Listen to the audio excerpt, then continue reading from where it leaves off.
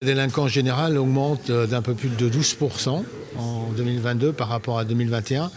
Et en fait, on retrouve le niveau de délinquance que nous connaissions avant la crise Covid, avec quelques points saillants, une augmentation des cambriolages de plus de 28%, une légère augmentation des atteintes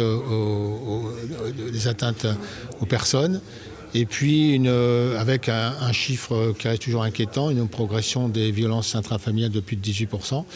Et en revanche, une diminution des infractions économiques et financières, donc de moins de 4%. Voilà, c'est ça les chiffres qui caractérisent l'évolution de la délinquance. Dire que nous restons à des niveaux heureusement très inférieurs à la moyenne nationale. Hein. Le département de la Vendée, et c'est tant mieux, est un des départements les plus sûrs de France.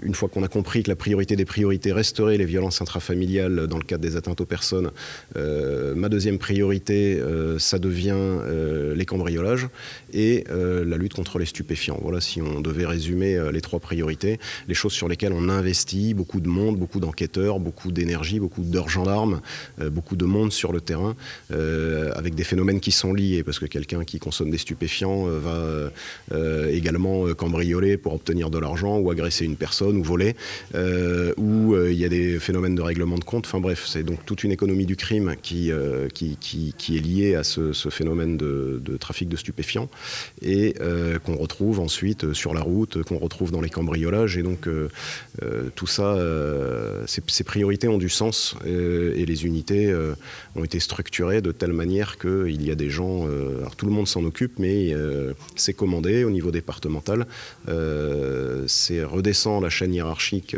jusqu'aux militaires de brigade qui luttent du coup contre ces différents phénomènes observés.